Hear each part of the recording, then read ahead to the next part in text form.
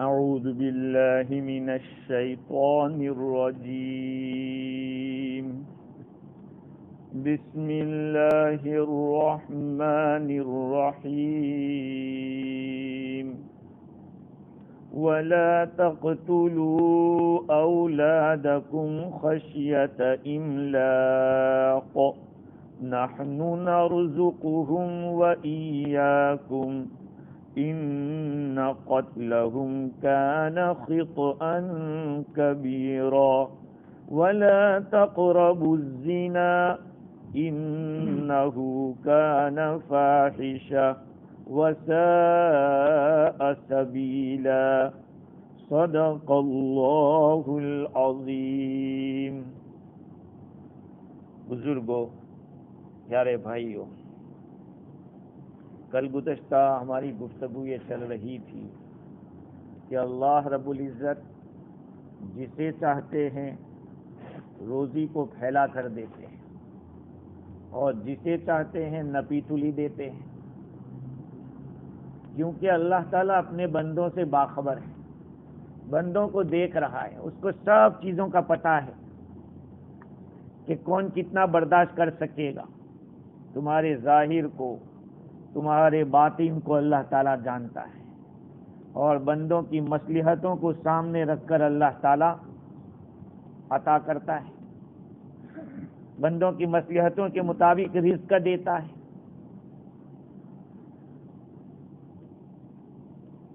اللہ تعالیٰ نے یہ نظام عجیب چلایا ہے، آدمی زیادہ محنت کرتا ہے پھر بھی اس کو کم ملتا ہے، بعض لوگ ایسے ہیں جو کم محنت کرتے ہیں اور بہت زیادہ مل جاتا ہے، تو یہ اس کی تقسیم ہے۔ تفسیر روح البیان میں حضرت انس رضی اللہ تعالیٰ عنہ کی ایک روایت ہے جو حدیث قدسی ہے، فرماتے ہیں کہ اللہ تعالیٰ فرماتے ہیں کہ میرے ان من عباد المؤمنین من لا یصلح ایمانہ الا الفقر، میرے بعض ایمان والے بندے ایسے ہوتے ہیں کہ ان کے ایمان کو غریبی ہی درست رکھ سکتی ہے، ان کا ایمان صحیح ہوگا جبکہ وہ غریب رہیں گے۔ اگر ان کو اللہ تعالیٰ فرماتے کہ لو اغنیتہ لافسدہ ذلک، اگر میں ان کو مالدار کر دوں گا تو یہ مالداری ان کو برباد کر دے گی۔ وَإِنَّ مِنْ عِبَادِ الْمُؤْمِنِينَ مَن لَّا يُصْلِحُ إِيمَانَهُ إِلَّا الصِّحَّةُ، میرے بعض مومن بندے ایسے ہیں کہ ان کے ایمان کو تندرستی ہی صحیح کر سکتی ہے، تندرستی۔ اگر لو اسقمتہ لافسدہ ذلک، اگر میں ان کو بیمار کر دوں گا تو یہ اس کو بگاڑ دے گا۔ وَإِنَّ مِنْ عِبَادِ الْمُؤْمِنِينَ، میرے بعض بندے وہ ہیں کہ مَن لَّا يُصْلِحُ إِيمَانَهُ إِلَّا السَّقْمُ، کہ ان کو بیماری ہی ٹھیک رکھ سکتی ہے ان کے ایمان کو، ان کا ایمان صحیح رہے گا جبکہ وہ تندرستی بیمار رہیں گے۔ لو اصححتہ لافسدہ ذلک، اگر میں ان کو تندرست ہی رکھوں گا تو وہ بگڑ جائیں گے، ان کو یہ چیز بگاڑ دے گی۔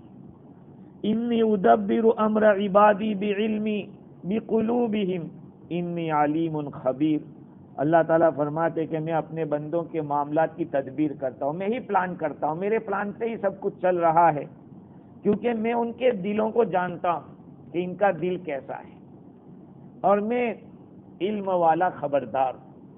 تو یہ دنیا میں بھی ایسا ہوتا ہے کہ بعض لوگ ایسے ہوتے ہیں کہ اگر ان کے پاس مال نہ ہوتا تو دوسری طرف چلے جاتے، اور بعض ایسے ہوتے ہیں کہ اگر مال آ جائے گا تو بدل جائیں گے، کچھ اور کر ڈالیں گے۔ اللہ تعالیٰ نے ہمارے دلوں کو جان کر، ہماری صلاحیتوں کو جان کر یہ سب چیزیں دی ہیں۔ میں نے پہلے بھی جمعہ میں کہا تھا کہ ایک آدمی مزدوری میں خوش ہے اور ایک آدمی پڑھانے میں، ٹیچنگ میں، اپنے اپنے کام میں ہر ایک مگن ہے۔ کوئی کارپینٹر کا کام کر رہا ہے، وہ اسی میں خوش ہے کہ بھئی میرا جاب بہت اچھا ہے۔ کوئی سرکاری سرونٹ ہے، وہ اس پہ خوش ہے کہ مجھے اپنے، اللہ تعالیٰ نے ہر ایک کے دل کے اندر اپنے عمل سے خوشی ڈال دی ہے، وہ اسی پہ خوش ہے۔ اوپر جو اس کے بعد جو آیت آ رہی ہے اس کے اندر اللہ تعالیٰ نے اپنے اولاد کو محتاجی کے ڈر سے قتل نہ کرنے کا حکم دیا ہے کہ اپنے بچوں کو اس لیے مت مار ڈالو کہ تمہیں ڈر لگتا ہے کہ ہمارے ساتھ کھائیں گے تو ہمارا مال کم ہو جائے گا۔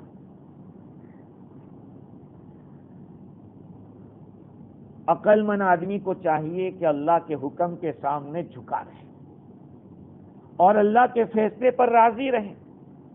اگر اللہ نے کچھ تنگی رکھی ہے تو صبر کرے، اور اگر کچھ زیادہ دیا ہے تو شکر کرے. صبر شکر صبر شکر، یہ گاڑی ایسے چلے گی.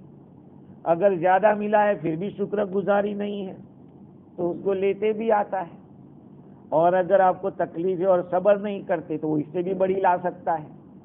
اس لیے صبر اور شکر سے جینا ہے، تسلیم و رضا کے ساتھ جینا ہے. جو آئے پہ راضی ہے، اللہ کا حکم ہے ٹھیک ہے.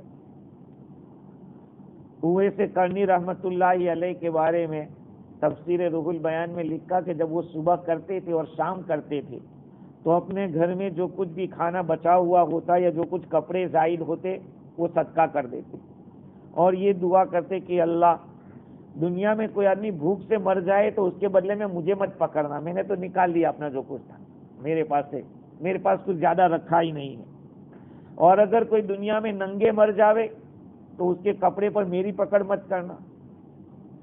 اسی طرح سے حلاج رحمت اللہ علیہ وہ اپنے بارے وہ یہ کہتے تھے کہ ایک آدمی 20 دن تک بھوکا ہے، 20 دن کا بھوکا ہے، اور 20 دن کے بعد اس کو کچھ کھانا ملا، لیکن اس کو پتا ہے کہ مجھ سے زیادہ محتاج فلاں آدمی ہے. اس کو اگر اس نے نہیں دیا تو ولایت کا جو مقام ہے اس سے تھوڑا نیچے اتر جائے گا. ولایت کا جو مقام ہے اس سے نیچے اتر جائے گا.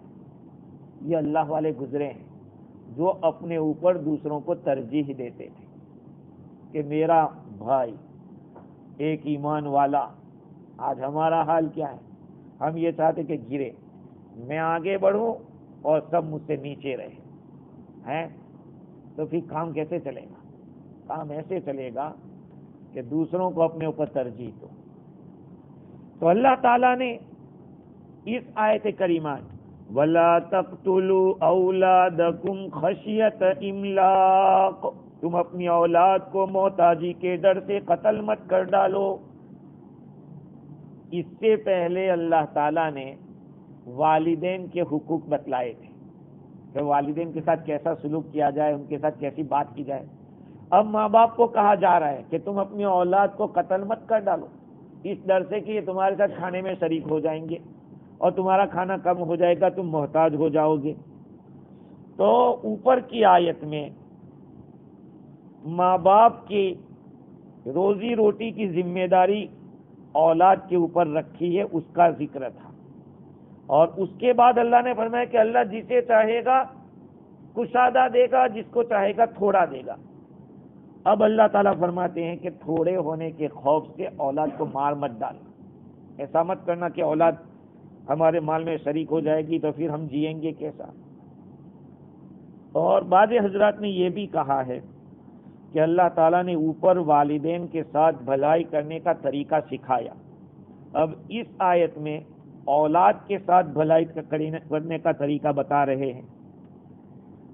اور دوسری ایک بات یہ ہے کہ والدین کے ساتھ بدسلوکی کرنا، بد اخلاقی سے پیش آنا، یہ دنیا میں بربادی اور ویرانے کا سبب ہے.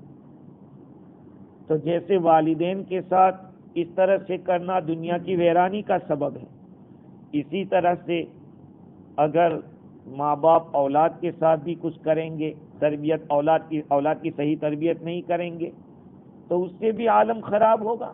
ایسا ہو رہا ہے. ماں باپ یہ سوچ کر کہ چھوٹا بچہ ہے اور کام پہ لگا دیا، خیر کچھ کما کے لاوے تو ہمارا کام چلے گا. اسی لیے دنیا کی حکومتیں بچوں سے کام لینے کو منع کر رہی ہے کہ بھئی ان کے بننے کے دن ہے، ان کو بننے دو، ان کو پڑھنے کے دن ہے. لا تقتلوا اولادکم خشیۃ املاق. اللہ تعالیٰ فرمائے نحن نرزقهم وإیاکم، ارے ان کو تم کو بھی تو ہم ہی دیتے ہیں. روزی دینے کے بارے میں یہ خیال کرنا کہ ہم کھلاتے پلاتے ہیں، یہ بہت ہی غلط سوچ ہے. ہم کسی کو نہیں کھلاتے. ہم کیا اولاد کو کھلائیں گے اور کیا اولاد ہم کو کھلائے گی؟ وہ تو اللہ فرماتے کہ نحن نرزقکم، ہم تمہیں روزی دیتے ہیں. نحن نرزقهم وإیاکم، ہم ان اولاد کو بھی روزی دیتے ہیں اور تم کو بھی ہم دیتے ہیں. اس لیے اولاد کے اوپر خرچ کرنے کو یہ نہ سمجھا جائے کہ ہم ان کو خرچ کر رہے ہیں، ہم احسان کر رہے ہیں۔ عرب لوگوں کی عادت تھی کہ اپنی بچیوں کو قتل کر ڈالتے تھے۔ کیوں؟ اس لیے کہ لڑکی کما کے کیا لائے گی، اس لیے اس کا رہنا بیکار۔ لڑکا تو کہ وہ تو بڑا ہو کے کما کے لائے گا، اس لیے اس کو چھوڑ دیتے تھے کہ کما کے کھلائے گا، اور بچیوں کو بچپن ہی سے ختم کر ڈالتے تھے۔ اور بعض لوگ کیا سوچتے تھے کہ اگر لڑکے بھی زندہ رہیں گے تو وہ لوٹ مار کریں گے، چوری چنڈالی کریں گے، تو لڑکوں کو بھی مار ڈالتے تھے۔ اس طرح کا کچھ رواج تھا۔ اللہ تعالیٰ نے منع کر دیا کہ نہیں، نہ لڑکے کو مارنا جائز نہ لڑکی کو مارنا جائز، کسی کو قتل کرنے کا حق نہیں ہے، اس لیے کہ پیدا کرنے والا تو اللہ ہے۔ دوسری بات یہ ہے کہ عربوں کو یہ ڈر لگتا تھا کہ اگر اولاد میری ہوگی، میرے ساتھ کھانے پینے میں شریک ہوگی تو میرا مال کم ہوگا، اور بیٹی کی شادی کی بات آئے گی تو لوگ غریب سمجھ کر کہ ان کے پاس تو مال نہیں ہے، ہمیں ایسی جگہ شادی کرانی پڑے گی کہ جو ہمارے برابر کا نہیں، ہم سے کم درجے کا ہوگا، پھر بھی ہمیں راضی رہنا پڑے گا، یہ ہماری بے عزتی ہے یا ہمارے لیے شرم کی بات ہے۔ یہ سوچ کر لڑکیوں کو مار ڈالتے تھے۔ اللہ تعالیٰ نے فرمایا کہ نہیں، لا تقتلوا اولادکم، اب اولاد میں عام ہے، لڑکا ہو یا لڑکی، کسی کو بھی قتل کرنے کی اجازت نہیں ہے۔ ظاہری بات ہے کہ یہاں پہ لڑکا ہونا لڑکی ہونا شفقت کا تقاضا کرتا ہے کہ اولاد ہے ہماری، ہمیں ان کے اوپر شفقت کرنی چاہیے، اور یہ شفقت کا معاملہ لڑکا اور لڑکی دونوں میں برابر ہے۔ جیسے لڑکا ہمارا جز ہے، لڑکی بھی ہمارا جز ہے۔ اس لیے یہ جو ڈیوائڈ کیا جاتا ہے کہ لوگ لڑکوں کو پسند کرتے ہیں، لڑکیوں کو پسند نہیں کرتے، اسلام اس کو بالکل پسند نہیں کرتا، بلکہ اسلام نے تو لڑکیوں کو زیادہ اہمیت دی۔ سب سے بڑی بات یہ ہے کہ رسول اللہ صلی اللہ علیہ وسلم کے یہاں سب سے پہلی بچی پیدا ہوئی ہے، لڑکیاں پیدا ہوئی، اور لڑکیاں زندہ رہی۔ حضور کا جو نسب چلا وہ لڑکیوں ہی سے چلا ہے۔ حسنین رضی اللہ تعالی عنہما، یہ جو نسب ہے وہ حضرت فاطمہ الزہرا رضی اللہ تعالی عنہا سے، اس لیے لڑکا ہی کیا اور لڑکی ہی کیا، اللہ سبحانہ و تعالی نے دونوں کو پیدا کیا ہے، اس لیے فرق کرنا بیکار ہے۔ حضرت عبداللہ بن مسعود رضی اللہ تعالیٰ عنہ فرماتے ہیں، میں نے رسول اللہ صلی اللہ علیہ وسلم سے پوچھا، ای الذنب اعظم، کون سا گناہ سب سے بڑا ہے؟ آپ نے فرمایا، ان تجعل للہ ندا وہو خلقک، کہ تو اللہ کا کوئی شریک بنائے حالانکہ اس نے تجھ کو پیدا کیا، یعنی شرک کرنا بہت بڑا گناہ، سب سے بڑا گناہ۔ میں نے عرض کیا، ابن مسعود جہاں فرماتے کہ میں نے عرض کیا کہ حضور یقیناً یہ تو بہت بڑا گناہ ہے۔ اس کے بعد کس کی باری آتی ہے؟ فرمایا، ان تقتل ولدک مخافت ان تطعم معک، تو اپنی اولاد کو قتل کر دے اس ڈر سے کہ کہیں وہ تجھے اس کو کھلانا نہ پڑ جائے، تجھے اپنے ساتھ ان کو کھلانا نہ پڑ جائے۔ فرماتے ہیں ابن مسعود کہ میں نے عرض کیا کہ حضور اس کے بعد کیا؟ فرمایا، ان تزنی حلیلۃ جاری، تو اپنے پڑوسی کی بیوی کے ساتھ زنا کرے، کہ یہ تیسرے نمبر پہ یہ گناہ ہے۔ تو دیکھیے، اولاد کو کسی بھی درجے میں قتل کرنے کی اجازت نہیں، اور کسی شکل میں بھی نہیں۔ کسی شکل کا مطلب، کسی شکل کا مطلب یہ ہے کہ ضبط تولید، ضبط تولید کا مطلب یہ ہے کہ آدمی اس طرح کا آپریشن کروا لے عورت کے پاس یا خود کے پاس کہ بچہ پیدا نہ ہو، اس کی اجازت نہیں ہے۔ بہت سارے لوگ شادی کرتے ہیں اور شادی کے بعد گولیاں کھلاتے بیوی کو، 2-4 سال تک کہا کہ اولاد ہمیں بھی نہیں چاہیے۔ بھائی کیوں نہیں چاہیے؟ کہا کہ نہیں ابھی نہیں، ہم ذرا گھوم لے اچھی طرح سے، پھر لے، عیش کر لے، اس کے بعد چاہیے۔ ارے وہ دینا چاہتے ہیں اور تم کیوں؟ پھر صلاحیت ختم ہو جائے گی تو گولیاں کھا کے عورت کے اندر سے بچہ پیدا کرنے کی صلاحیت ختم ہو جاتی، بیماریاں جنم لیتی۔ بہت سارے لوگ یہ کرتے۔ کبھی کیا ہوتا ہے کہ بچہ پیدا ہوا، کہا بھی کچھ سال تک ہمیں بچہ نہیں چاہیے۔ بھائی کیا بات؟ ایک شکل ایسی ہے کہ اولاد کو جان کا خطرہ ہے، بیوی کو جان کا خطرہ ہے کہ اس کو اندر اس طرح کی تکلیف ہو گئی ہے، یا یہ کہ اس کی باڈی میں اس طرح کی بات ہے کہ اگر بچہ پیدا کرنے کی جیسے پریشر کی بیماری ہو جاتی ہے کہ اگر بچہ آیا کہ فوراً اس کو پریشر ہائی ہو جاتا ہے، تو پھر آدمی اس میں احتیاط کرے تو کوئی بات نہیں۔ کبھی ایسا ہوتا ہے کہ ابھی بچہ ہوا پھر کچھ مہینے کے بعد پیدا ہو جائے گا تو اس بچے کی دودھ کا کیا ہوگا، تو کہا کہ ٹیمپرری آدمی تھوڑا بچ جائے کوئی بات نہیں، پرمیننٹ اس طرح سے دور رہنے کی اجازت نہیں ہے کہ آدمی ہمیشہ کے لیے نہ رہے باس نہ بجے بانسری کی والی بات کر دے کہ بس اولاد ہی نہیں چاہیے ہم کو۔ بعض لوگ ایسا آپریشن کرا دے ہمیشہ کے لیے عورت کو کہ نہیں اولاد اب نہیں چاہیے۔ اللہ تعالیٰ نے صاف فرما دیا لا تقتلوا اولادکم، اولاد کو قتل کرنے کا مطلب کیا ہے؟ یہی ہے کسی بھی طرح سے۔ اب بعض دفعہ کیا ہوتا ہے کہ ابھی انڈیا کا ایک قصہ میں آپ کو بتاتا ہوں کہ دو سگے کزن شادی کی لڑکا اور لڑکی، اب بچہ پیٹ میں آ گیا، اس کے بعد ڈاکٹر نے کچھ مہینے 4 مہینے ہو گئے، تو 4 مہینے کے بعد ڈاکٹر نے بتایا کہ یہ بچہ اگر پیدا ہوگا تو ڈیزیبل ہوگا اور وہ بیچارہ کسی کام کا نہیں رہے گا۔ تو یہاں فون آیا میرے اوپر، میں نے کہا 4 مہینے اوور، اس لیے مسئلہ بھی اوور ہے کیونکہ روح آ جاتی ہے، 4 مہینے میں روح پڑ جاتی ہے، تو گویا کہ آپ نے ایک زندہ آدمی کو قتل کر دیا، بہت بڑا گناہ ہے۔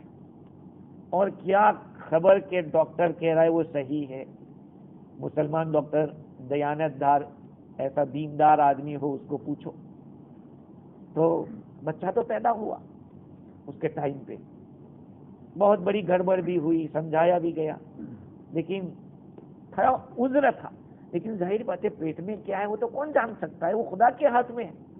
4 مہینے سے پہلے کرنا بھی گناہ تو ہے، لیکن 4 مہینے کے بعد تو بہت بڑا گناہ، روح پڑ گئی ہے، 4 مہینے میں روح پڑ جاتی ہے پیٹ میں۔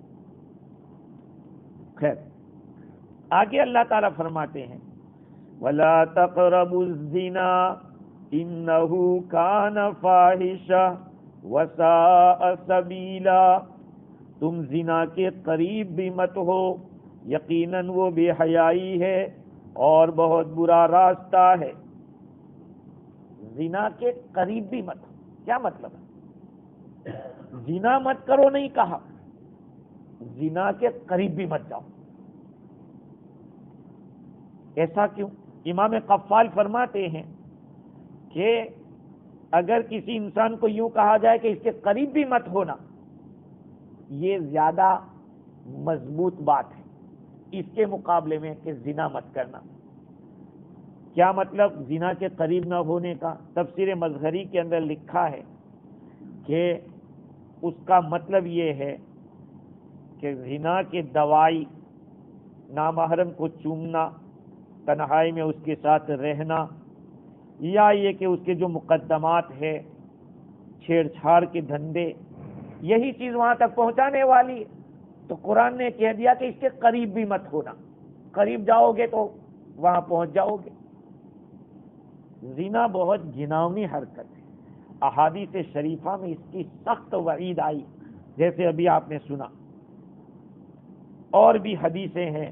حضور اکرم صلی اللہ علیہ وسلم کا ارشاد حضرت حیثم بن مالک نقل کرتے ہیں، آپ نے فرمایا کہ اللہ تعالیٰ کے نزدیک شرک کے بعد اگر کوئی سب سے بڑا گناہ ہے تو یہ ہے کہ آدمی اپنے پانی کو حرام جگہ پہ ڈالے، اپنے نطفے کو ایسے رحم میں ڈالے جو حلال نہیں ہے، یہ اتنا بڑا گناہ ہے۔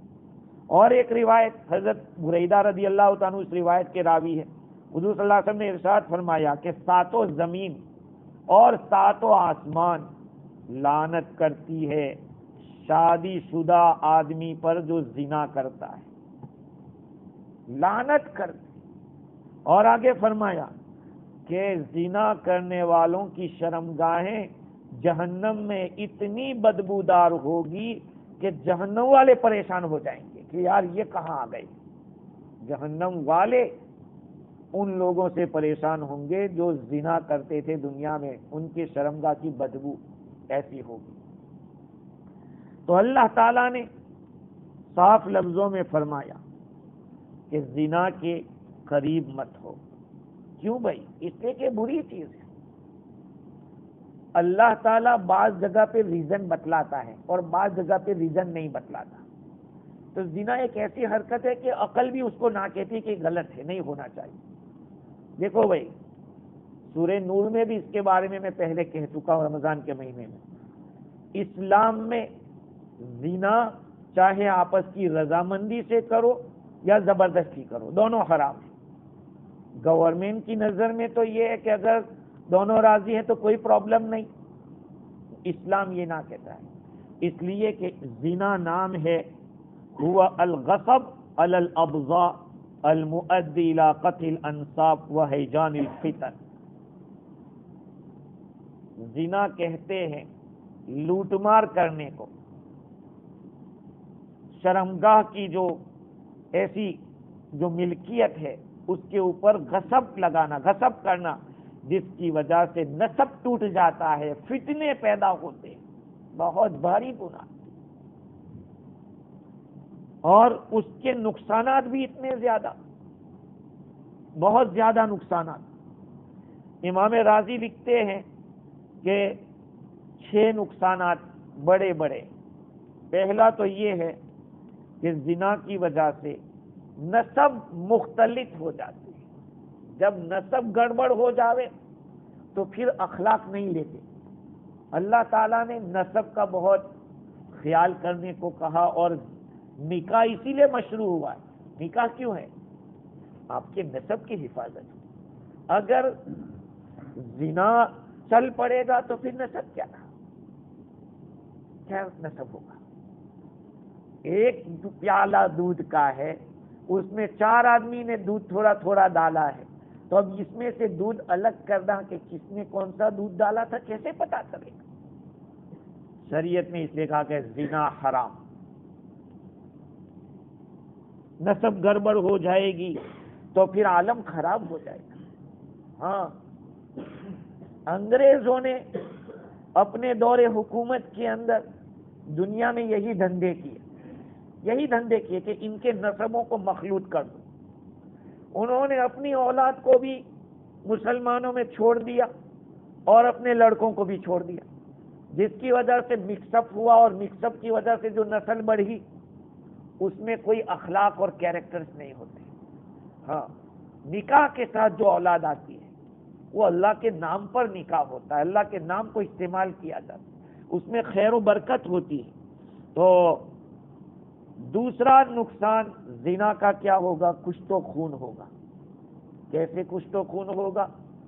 بھائی کسی کی چوائس ہوگی, اس چوائس پہ کوئی اور چوائس کر لے گا, یہ قتل و سبب نہیں ہوگا. دنیا میں سب سے پہلا جو مرڈر ہوا ہے وہ کیوں ہوا ہے؟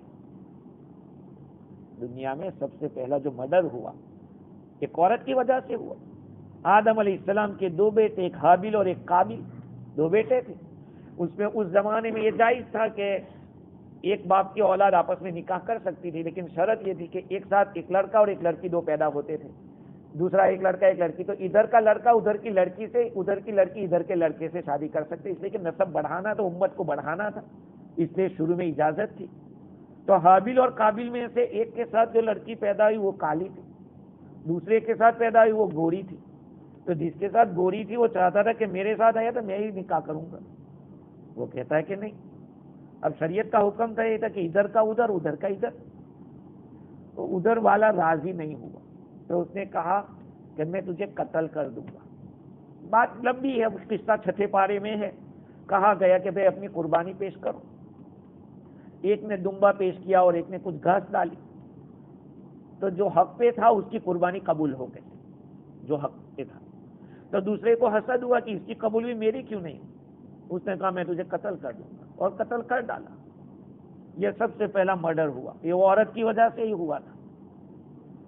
تو اگر زنا عام ہو جائے گا تو ظاہری بات ہے کہ کسی کے رشتہ دار کوئی نہ کوئی تو ہوگا.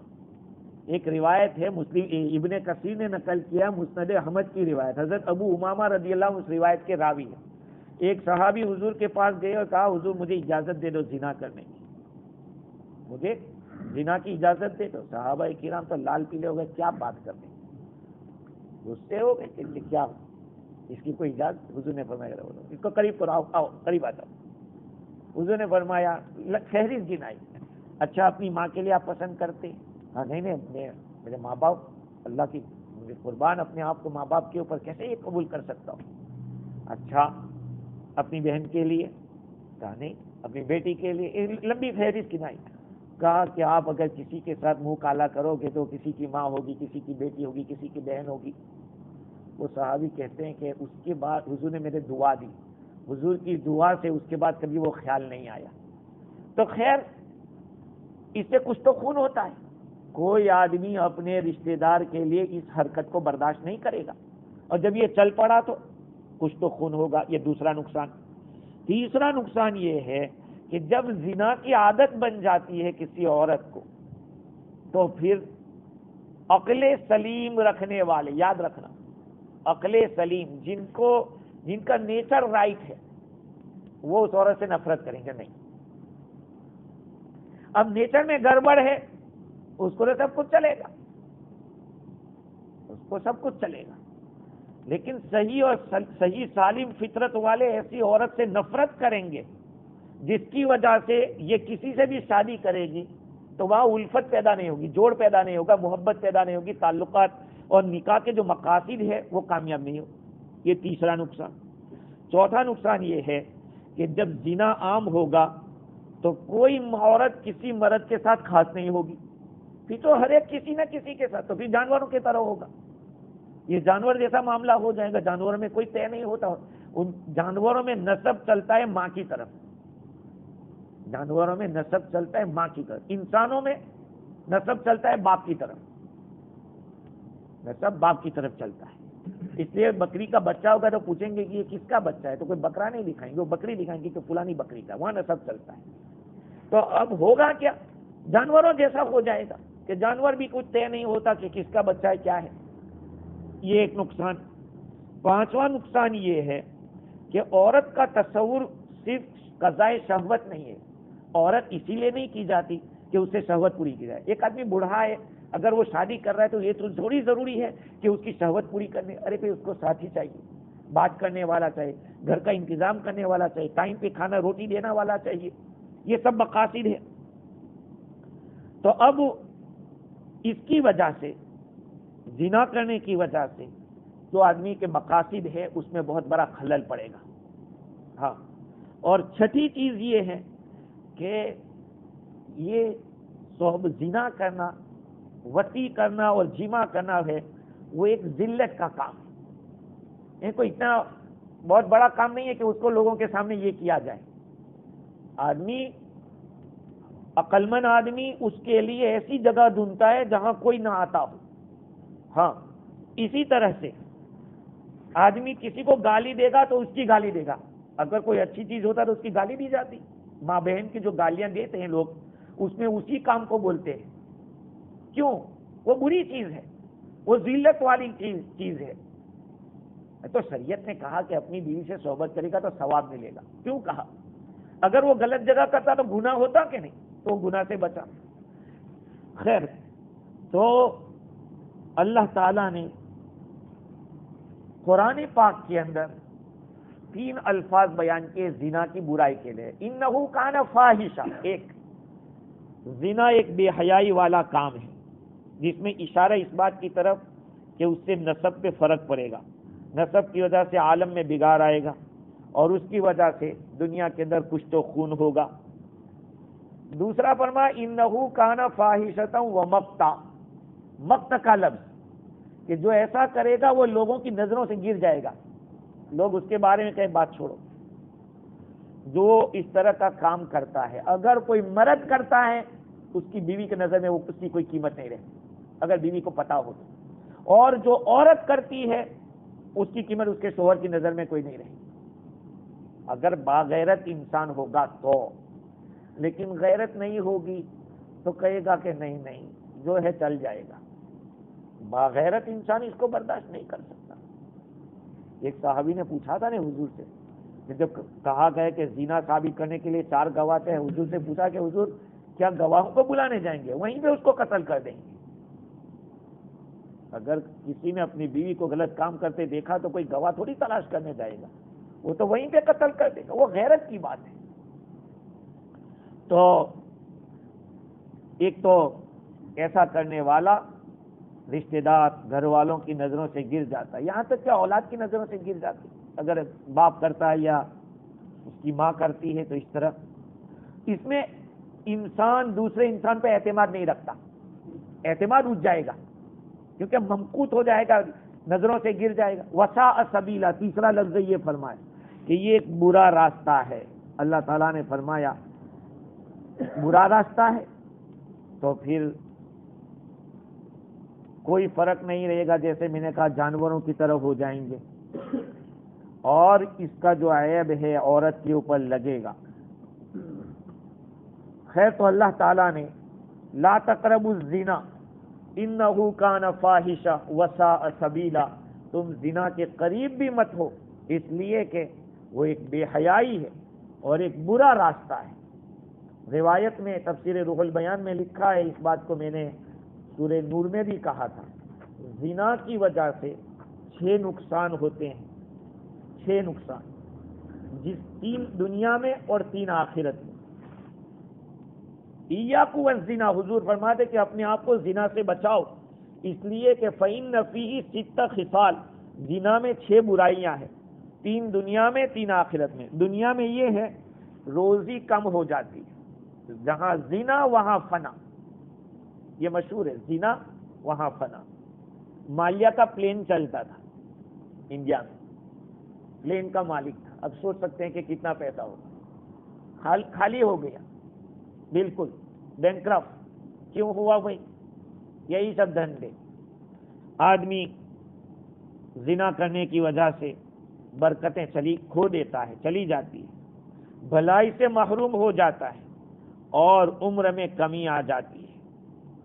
دوسری بات یہ ہے چہرے کی رونق بھی ختم ہو جاتی ہے۔ یہ سب چیزیں دنیا کی ہیں، اور آخرت کی 3 چیزیں یہ کہ اللہ ناراض ہوتا ہے، کیونکہ اللہ نے حکم دیا ہے کہ نکاح کرو۔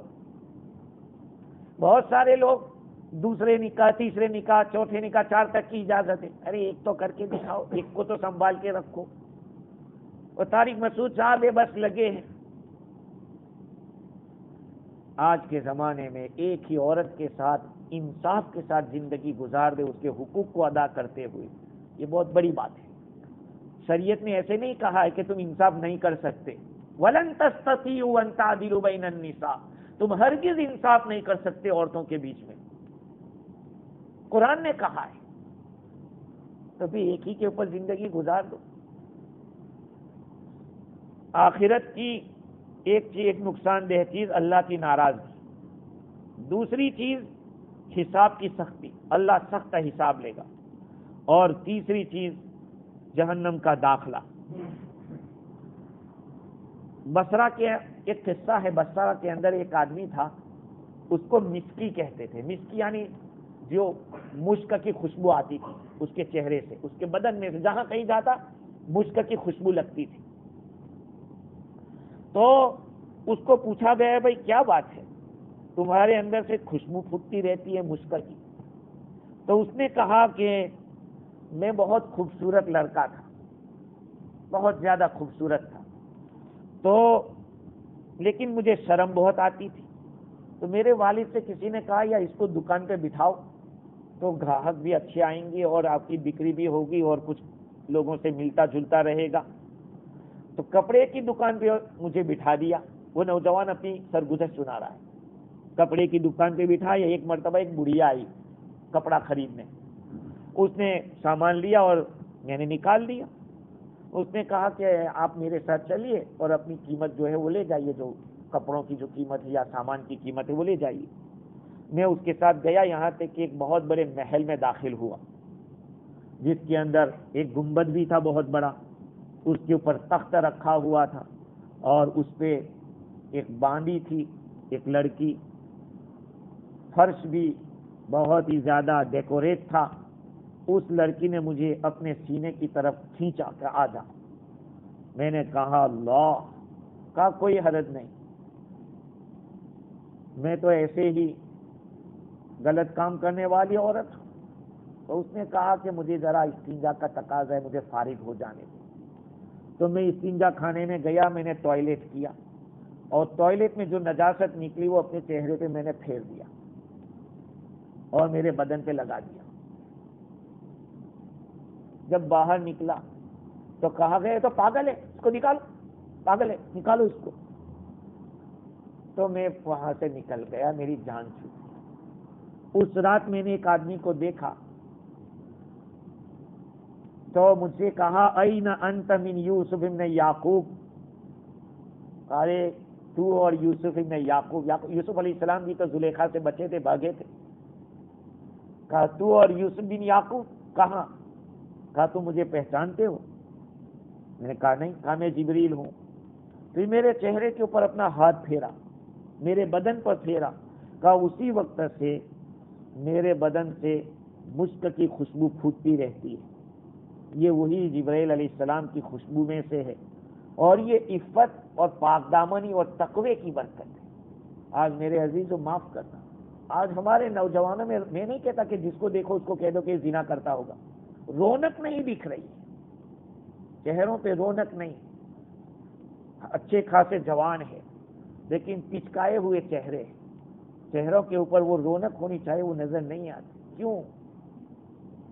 ہمیں بدگمانی کرنے کا حق نہیں ہے، لیکن یہ بات ضرور کہیں گے کہ یہ بیماری بہت پھیلتی جا رہی ہے. نکاح بہت مشکل ہو گیا ہے اور زنا بہت مفت ہو گیا ہے. زنا مفت ہو گیا اور نکاح مہنگا ہو گیا.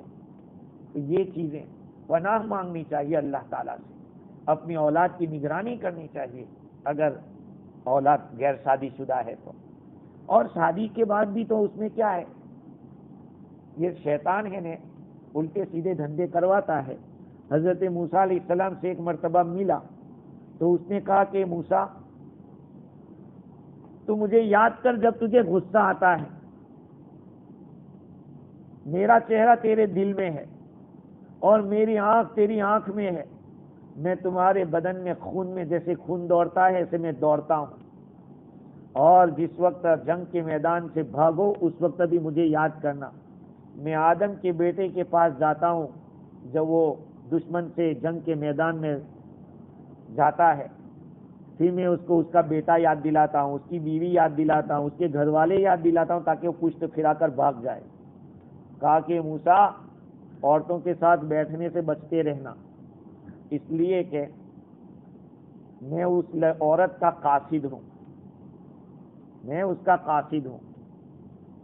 روایت میں آتا ہے کہ جہاں کہیں کوئی آدمی کسی اجنبی عورت کے ساتھ ملتا ہے تو تیسرا شیطان ہوتا ہے، شیطان اس طرح سے ورغلاتا ہے. تو قرآن نے صاف کہہ دیا لا تقربوا الزنا، زنا کے قریب بھی مت ہونا ورنہ ہو جائے گا. بھئی تنہائی میں اگر کوئی اجنبی مرد اور عورت جمع ہوتے ہیں، یہاں تک کہ میرے بھائیوں صدیق اکبر تو اپنی اولاد لڑکی کے پاس بھی اکیلے نہیں جاتے. بڑے بڑے بزرگ فرماتے تھے کہ کچھ نہیں کہہ سکتے، تنہائی میں ہم ہو اور کوئی عورت آ جاوے تو کیا ہو جاوے، کچھ کہہ نہیں سکتے کیونکہ شیطان ہے، وہ ایڑی چوٹی کا زور لگاتا ہے. اللہ تعالی ہم سب کی حفاظت فرماوے اور قرآن مجید سے وابستگی اور تعلق عطا فرماوے. سبحان اللہ بحمدہ، سبحانک اللہم و بحمدک، ونشہد ان لا الہ الا انت، نستغفرک.